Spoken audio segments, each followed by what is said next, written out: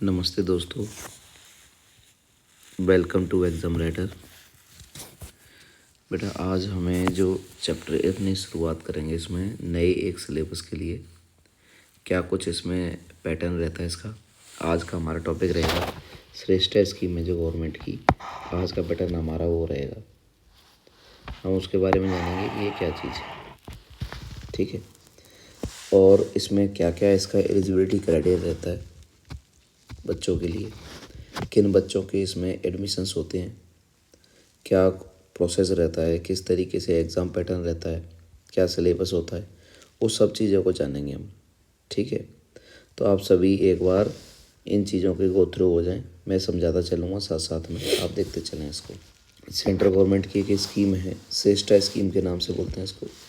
ये basically scheme है residential education for students in high schools, और टारगेटेड एरिया है जो वहाँ पर अपने सेंट्रल गवर्नमेंट की स्कीम है, ministry of social justice and empowerment की, ठीक है। इसके लिए क्या होता है कि बेसिकली प्राइमरी इसका जो ऑब्जेक्टिव है ना, क्या है इसका प्रोसेस, वो है कि हाई क्वालिटी एजुकेशन देनी है, वो भी फ्री में।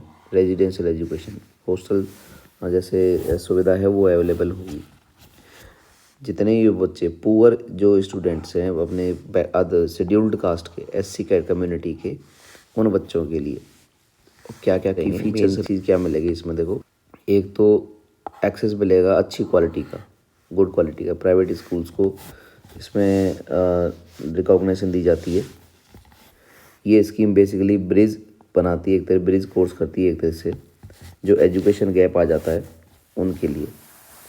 जो एससी डोमिनेंट एरियाज़ हैं, जहाँ पे एससी के बच्चे हैं ज़्यादा, उन एरियाज़ में या जो अलाउड है वहाँ पे स्कूल एजुकेशन है उनकी प्रॉपर तरीके से नहीं हो पाती है, उसको ये प्रोवाइड करने का काम करती है। डिजर्विंग स्टूडेंट्स हैं, कम से कम वो ना रहें, उनके लिए ये सब स्कीम्स। ग्रुप कौन कौन से होते हैं इसमें, देखो, जो बच्चा अभी 8th क्लास में है और अभी 10th क्लास में है, 8th और 10th के जो आगे लेना चाहेगा, 8th वाला 9th में लेना चाहेगा एडमिशन, और 10th वाला 11th में लेना चाहेगा एडमिशन, इन दोनों के लिए अब जो स्कीम है ये एप्लीकेबल है। मैं अभी जो बता रहा हूँ ये 2026 की है, लेटेस्ट, ठीक। क्या इसमें रहता है पूरा कंप्लीट, देखो, फुल फाइनेंशियल कवरेज रहता है इसमें, यानी आपको उसमें जीरो कॉस्ट है, यानी टोटल जो फीस है आपकी, टोटल जो कॉस्ट ऑफ स्कूल फीस है इंक्लूडिंग सभी ट्यूशन्स और जो हॉस्टल फीस है, सब कुछ along with the mess charges, सब कुछ इन्वॉल्व होता है। आपको अपनी तरफ से कुछ भी पे नहीं होता उसमें। ये बेसिकली 12th क्लास तक आपको एप्लीकेबल होता है। अब स्कूल में अगर कई स्कूल्स ऐसे हैं जो आपको, प्राइवेट स्कूल्स हैं जो साथ में आपको प्रिपरेशन कराते हैं अपने करियर के लिए। करियर के लिए बात करें, जैसे आपको प्रोवाइड करवाएंगे वो नीट वगैरह की, इन सब की प्रिपरेशन ही कराते हैं। नीट का पता ही है आपको, NTA लेता है वही सेम संस्था जो इस एग्ज़ाम को लेती। साथ में JEE है, साथ में NDA है, FCAT है। ये सब क्या है, ये देखो सब ये करियर वाले कोर्सेज हैं सब। ये डायरेक्टली जॉब के लिए होते हैं, और ये डायरेक्टली आपको इंजीनियरिंग या मेडिकल में जाना है, MBBS, उसके लिए होते हैं, ठीक है। ये भी इंक्लूड होता है इसमें, डिपेंड करता है आपका जिस स्कूल में आप एडमिशन ले रहे हैं वहाँ ये सब चीज़ें अवेलेबल हैं या नहीं। सिलेक्शन प्रोसेस क्या रहता है बेटा इसमें, सिलेक्शन प्रोसेस रहेगा आपका, जो भी हमारा नेशनल लेवल एग्ज़ाम होगा एक, जिसको बेसिकली कंडक्ट जो अपना करेगा, नेशनल टेस्ट कंडक्ट होगा, श्रेष्ठा नेट के नाम से होगा वो बेसिकली, ठीक है। ये नेशनल टेस्टिंग एजेंसी करती है इसको, NTA, वही जो नीट का एग्ज़ाम करवाती है, ठीक है। अब जो भी बच्चे सेलेक्ट हो जाते हैं इस एग्ज़ाम के थ्रू, इसमें पैटर्न क्या एग्ज़ाम का मैं बता दूंगा आगे, वो जो बच्चे सेलेक्ट हो जाते हैं उनके लिए ब्रिज कोर्स का अवेलेबल रहता है इसमें, ठीक है। सेलेक्टेड स्कूल से प्रोवाइड करते हैं 3 मंथ का ब्रिज कोर्स उन स्टूडेंट्स के लिए जो डिफरेंट एकेडमिक बैकग्राउंड से आए हुए हैं, स्टेट बोर्ड से आए हैं, रूरल एरिया से आए हैं, जो न्यू स्कूल है, न्यू इन्वायरमेंट है, उसको अडेप्ट करने के लिए ये अपने पास में इसका बीच में ब्रिज कोर्स होता है इसका। ये बेसिकली काम क्या करेगा, ये जो हम श्रेष्ठा स्कीम से जो बच्चे एडअप होंगे, जो हम लेंगे इसको, तो उन चीज़ों को एडमिशन लेते हैं हम जाके, वो उसको भी क्या करता है, जो हमारे सोशल इकोनॉमिक अपलिफ्टमेंट है कैटेगरी का, उसको करने का काम करता है एजुकेशन में। ठीक है। जैसे बियॉन्ड द एकेडमिक रिकॉर्ड्स अगर बात करें, स्कीम प्रोवाइड करती है, जो आपको पता है पहले, ये जो इन्वायरमेंट है ना, जो अपने पढ़ने ओवरऑल डेवलपमेंट के लिए ऐसी स्टूडेंट्स के लिए अपने, वो क्या करता है बेटा, जो कम्पिटिटिव एग्ज़ाम्स होते हैं जैसे जेई हो गया, नीट हो गया, इन सब को बेटर इनके लिए अपॉर्चुनिटी प्रोवाइड कर देता है स्कूल में, अगर ये कोर्सेज साथ में रन होते हैं। कई प्राइवेट स्कूल्स हैं वो ये सब चीज़ें प्रोवाइड करवाते हैं, वहाँ ये बेनिफिशियल रहता है। ठीक है। एलिजिबिलिटी क्राइटेरिया क्या रहेगा, पहले तो मैं कास्ट के अकॉर्डिंग बता दूं, मैं बार बार वही चीज़ बता रहा हूँ। देखो आप, ये एससी कैटेगरी के बच्चों के लिए है, अदर कैटेगरी के बच्चों के लिए ये नहीं है स्कीम। दूसरी बात क्या है, इकॉनमी जो अपनी इनकम लिमिट है वो बेटा 2.5 लाख से ज़्यादा नहीं होनी चाहिए पेरेंट्स की, टोटल सोर्सेज से, जितने भी सोर्सेज हैं, मम्मी पापा जो भी जॉब करते हैं वहाँ से जितनी भी इनकम है वो आपकी 2.5 लाख से ज़्यादा ना हो। ठीक है। एक है क्लास की बात करें, क्लास में मैंने बताया था, जिसमें कि देखो आपकी 8th क्लास में बच्चा पढ़ रहा है वो, और जो आगे 10th क्लास में बच्चा पढ़ रहा है वो, ये दोनों ही अप्लाई कर सकते हैं। 8th वाला करेगा 9th के लिए अप्लाई, और 10th वाला अप्लाई करेगा 11th के लिए अप्लाई। ठीक है, ये दोनों चीज़ मेंशन है। तीसरी चीज़ है एंट्रेंस टेस्ट होगा इसका, जो कि क्वालिफाई करना होगा बच्चों को, उसके बाद ही एडमिशन्स होंगे। नेशनल एंट्रेंस टेस्ट होता है, नेट बोलते हैं इसको, श्रेष्ठा के लिए, श्रेष्ठा नेट। ठीक है, ये एग्ज़ाम होगा। अभी का जो पेपर है वो 21 दिसंबर, इसकी जो डेट है वो मेंशन करी गई है। ठीक है, इसमें क्या क्या सिलेबस रहेगा देखो, उसको और देखें एक बार। आईटी डायरेक्टली इसमें इन्वॉल्व नहीं होती है, आईटी का पार्ट है जो इन्फॉर्मेशन टेक्नोलॉजी कह दें, या हम आईटी से रिलेटेड चीज़ें कह दें, तो वो डायरेक्टली सब्जेक्ट के तौर पे नहीं आती है। हाँ, कुछ क्वेश्चन है जो जीके या जनरल अवेयरनेस के साथ में मिल जाएंगे आपको। ठीक है, टोटल एग्ज़ाम है वो एनसीईआरटी एग्ज़ाम बेस्ड होता है। सिलेबस पूरा जो पैटर्न है उसके स्टूडेंट के लिए वही रहेगा। जैसे 8th क्लास का बच्चा है और 9th में एडमिशन लेना चाहता है, उसके लिए 8th का सिलेबस का पेपर होगा। और जो 10th क्लास में एडमिशन, 10th क्लास का बच्चा है, 11th क्लास में एडमिशन लेना चाहता है, उसका 10th के बिहाफ पे सिलेबस होगा, जो भी वो 10th में पढ़ रहा है वो सब चीज़ें। ठीक है, क्या क्या होंगे इसमें सब्जेक्ट देखो, एक तो मैथमेटिक्स आता है, एक साइंस आती है, वही साइंस के अंदर जो आप पढ़ेंगे केमिस्ट्री, फिजिक्स, बायोलॉजी, और सोशल साइंस आएगी। सोशल साइंस का जो पार्ट है वो कंप्लीट वो आएगा पूरा। जनरल अवेयरनेस में स्पेसिफिकली अगर बात करें तो स्टैटिक जीके का ज़्यादा रोल होता है। स्टैटिक जीके करंट अफेयर के क्वेश्चन आते हैं, लेकिन स्टैटिक जीके क्वेश्चन काफ़ी आते हैं। स्टैटिक जीके के ही क्वेश्चन होते हैं ज़्यादातर। हमारा जो फोकस है बेसिकली क्या है, एनसीईआरटी बुक्स पे होना चाहिए। 4 मेजर्स जो अपने सब्जेक्ट हम लेके चल रहे हैं उनके लिए। जनरल नॉलेज की जो चीज़ें मेन टॉपिक, वो देखो कहाँ से मिल रहे हैं ज़्यादातर, एप्लीकेशन ऑफ साइंस है डेली लाइफ में, ये आपको मिलेंगे साइंस की जीके के क्वेश्चन। ठीक है, कुछ करंट अफेयर्स हैं, करंट एनवायरमेंटल इश्यूज हैं कुछ, उनको साथ में इन्वॉल्व किया जाता है कुछ। अब जो दूसरी अलग अलग स्टेट की, जैसे हम कर रहे हैं जनरल नॉलेज चाहिए स्टेट ऑफ द इंडिया, जो भी अलग अलग स्टेट है वहाँ की, जो वहाँ के रिनाउंड पर्सनैलिटीज़ हैं अलग अलग फील्ड में, स्पोर्ट्स में हो गया, पॉलिटिक्स में हो गया, ठीक है, और अपने बॉलीवुड वगैरह में इनमें हो गए, या अपने कोई साइंस वगैरह के फील्ड में हो गए, ठीक है, कोई रिसर्च हुआ, कोई डेवलपमेंट हुआ, ठीक है, तो उन सब चीज़ों से रिलेटेड क्वेश्चन आएंगे। कुछ इंटरनेशनल ऑर्गेनाइजेशंस हैं, ठीक है, वो सब चीज़ें आती हैं। यूएन वगैरह का आपको पता है, यूएनओ, जैसे हम यूनाइटेड नेशन ऑर्गेनाइजेशन होता है, इस टाइप के और भी संस्थाएं हैं, तो वो सब चीज़ें इसमें आप पूछी जाती हैं उनके बारे में। ठीक है, अब देखें इसका एग्ज़ाम पैटर्न क्या रहेगा बेटा। एग्ज़ाम पैटर्न में सबसे मेन जो चीज़ है अभी आपको देखिए, मोड ऑफ एग्ज़ाम कैसा रहेगा, ये रहेगा ऑफलाइन, मतलब पेपर पेन बेस्ड होगा।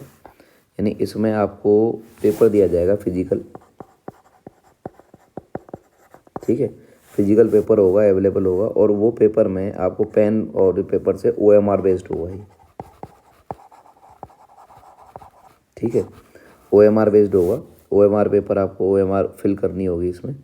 ओएमआर का आपको पता है वो गोले फिल करके जैसे हम करते हैं उस टाइप का होगा, है ना। तो कोई दिक्कत नहीं है, आपको जो टेस्ट सीरीज वगैरह जैसे हम जो क्वेश्चन भी यहाँ पे भी कराएंगे या प्रोवाइड करेंगे उसमें आप कर सकते हैं उनको। ठीक है, तो ये चीज़ प्रोवाइड कर देंगे आपको। आगे देखिए, चलिए दूसरा है ड्यूरेशन कितनी देर की रहेगी, 3 आवर्स का पेपर रहेगा ये। नंबर ऑफ क्वेश्चन कितने आएंगे, टोटल 100 क्वेश्चन आएंगे और टोटल मार्क्स कितने 400 के हैं, मतलब एक क्वेश्चन 4 नंबर का है आपका। MCQ टाइप रहेगा, MCQ टाइप यानी ऑब्जेक्टिव टाइप क्वेश्चन होंगे, डिटेल में सॉल्यूशन नहीं करने हैं आपको, ठीक है। टिक मार्क वाले हैं। मार्किंग स्कीम में सही नंबर है, अगर अगर सही होता है बच्चे का तो उसको 4 नंबर दिए जाएंगे एक क्वेश्चन के लिए, और नेगेटिव मार्किंग है वो नहीं है आपके, नेगेटिव मार्किंग का पोर्शन नहीं है, यानी आपको गलत भी हो जाए तो कोई दिक्कत नहीं है, बस वो काउंट नहीं होगा, जीरो काउंट होगा, माइनस नहीं होंगे मार्क्स। जैसे आपको पता है अभी कॉम्पिटेटिव एग्ज़ाम्स में जैसे SSC का दें, बैंक का दें, रेलवे दें और भी अदर एग्ज़ाम्स दें, तो वहाँ सब में नेगेटिव मार्किंग होती है, यह नहीं है इसमें। मीडियम आपका दोनों में होगा बेटा, हिंदी में हो और इंग्लिश में हो, दोनों मीडियम में एग्ज़ाम होगा आपका, ठीक है। क्या क्या टॉपिक कवर होंगे सब्जेक्ट मैंने आपको ऊपर बता ही दिए, मैथमेटिक्स है, साइंस है, सोशल साइंस है, जनरल अवेयरनेस है, ये चीज़ें हैं, ठीक है। ये अलग अलग सब्जेक्ट के हिसाब से मैंने आपको बताया, वो हैं कि मैथमेटिक्स के टोटल 30 क्वेश्चन होंगे और 120 मार्क्स का होगा। देखो बेटा, ज़्यादा सबसे ज़्यादा वेटेज जो स्कोर कवर कर रहा है ना, वो मैथमेटिक्स कर रहा है, तो मैथमेटिक्स पे ध्यान पूरे तरीके से देना है। 120 नंबर का है मैथमेटिक्स अकेला, और आप मान के चलेंगे 400 नंबर का पेपर है, आपको मिनिमम 50% 200 मार्क्स तो मिनिमम से मिनिमम लाने ही हैं। जो सिलेक्शन प्रोसेस रहता है उसमें आपका मिनिमम 50% तो इतना स्कोर करना पड़ेगा, वहाँ तक जा सकती है कट ऑफ। अदरवाइज नॉर्मली हम मान के चलें 60 to 70% कट ऑफ रहती है, मतलब लगभग मान के चलें 280 मार्क्स, या हम कहें लगभग लगभग है ना, आपको देखो 240 से और 280 मार्क्स तो लाने लाने हैं, 240 मार्क्स तो मिनिमम आप लाएं, ताकि वहाँ सिलेक्शन का जो प्रोसेस है बेटा, आप जानते हो कि कहीं पे अगर रैंक निकलती हैं तो टॉप वाले बच्चे होते हैं ना, जो सबसे पहले उन्हीं को कंसिडर किया जाता है। क्वालिफाई जस्ट है और सीट हमारे पास लिमिटेड है, तो ऊपर वाले लेंगे ना, ये थोड़ी ना लेंगे, तो इस बात का ध्यान रखें आप, ठीक है।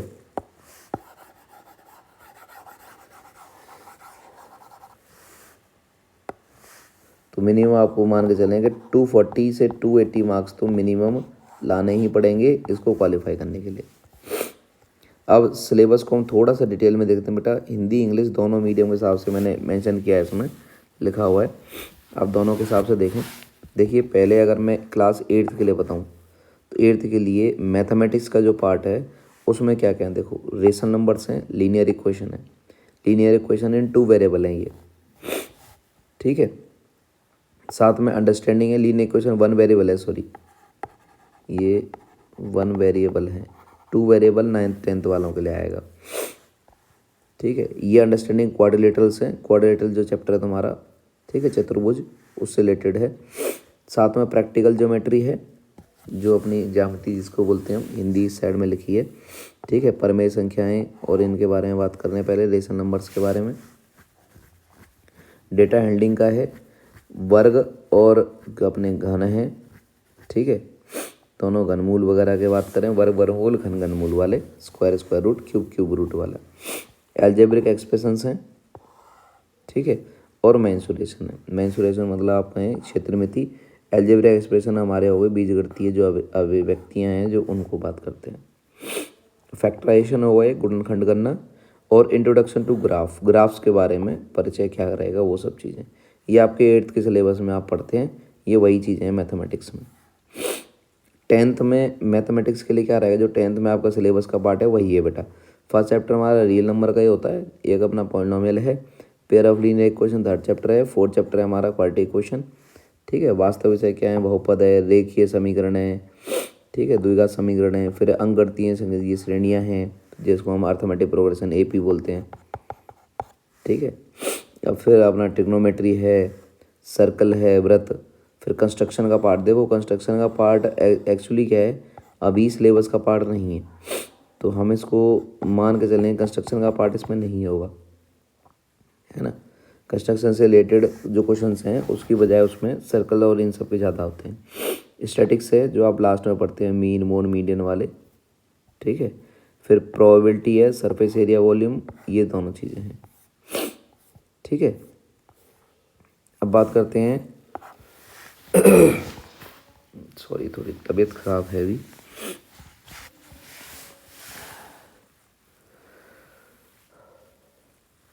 एक है साइंस के लिए बात करें अगर, साइंस में क्या क्या रहेगा 8th क्लास के सिलेबस के लिए। क्रॉप प्रोडक्शन है, जो भी फसल उत्पादन है उसके लिए। माइक्रो ऑर्गेनिज्म है, सूक्ष्म जीव जिसको बात करें, ठीक है। मेटल्स नॉन मेटल हैं, धातु और अधातु हैं दोनों चीज़ें। सेल स्ट्रक्चर, कोशिका से रिलेटेड क्वेश्चन चैप्टर है आपका, कोशिका वाला, कोशिका संचय संरचना, तो संरचना उसके बारे में है इसमें। रिप्रोडक्शन है आपका, जनन वगैरह, या हम बात करें फोर्स और प्रेशर, बल और दाब, ये सब चैप्टर का पार्ट है आपका फिजिक्स के। फ्रिक्शन है, साउंड जिसको साउंड भी है, फ्रिक्शन आपका घर्षण बल वगैरह जो वो हैं। साउंड है, ध्वनि वगैरह, केमिकल इफेक्ट है, रासायनिक प्रभाव वगैरह हम पढ़ेंगे। इलेक्ट्रिक करंट है, विद्युत धारा, ठीक है ना, ये chemical effect of electric current, ठीक है, विद्युत के रासायनिक प्रभाव हैं जो आप सिलेबस में पढ़ेंगे। लाइट है चैप्टर, प्रकाश, और पॉल्यूशन है, ठीक है, जो अपने प्रदूषण बोले। ये 8th क्लास के लिए जो बच्चे हैं पढ़ रहे हैं, 9th में जो एडमिशन लेंगे उनके लिए था वो, ये 10th क्लास के लिए है, ठीक है। ये आप साथ साथ चाहें तो आप लिख सकते हैं इसको, सिलेबस को वीडियो पॉज करके आप सिलेबस अपना लिख लें। बेटा उसी हिसाब से प्रिपरेशन करनी है, आगे हम सैम्पल पेपर भी करेंगे तो वहाँ भी होगा, चैप्टर भी करेंगे तो वहाँ भी आपको क्वेश्चंस करने पड़ेंगे। वो तो क्वेश्चन देख के सॉल्व करें, अपने लिख के करें, कोई दिक्कत नहीं है। ये फाइल होगा तो मैं ड्राइव को इसको अटैच कर दूँगा ताकि आप इसको एक बार देख पाएँ, ठीक है। अब देखो आगे इसमें सबसे पहले ये बात करें, देखो केमिकल रिएक्शंस हैं 10th के बच्चों के लिए। फर्स्ट चैप्टर ये आपका एसिड बेस है, मेटल नॉन मेटल है, कार्बन एंड्स कंपाउंड्स है, ठीक है। ये अपना यहाँ पे हिंदी में भी मेंशन है, देखो रासायनिक अभिक्रियाएँ, अम्ल क्षार है, धातु अधातु, कार्बन यौगिक, ठीक है, जीवन प्रक्रियाएँ जिसको लाइफ प्रोसेस कहते हैं हम, ठीक है। कंट्रोल कोऑर्डिनेशन है, नियंत्रण और समन्वय जिसको बात करेंगे हम।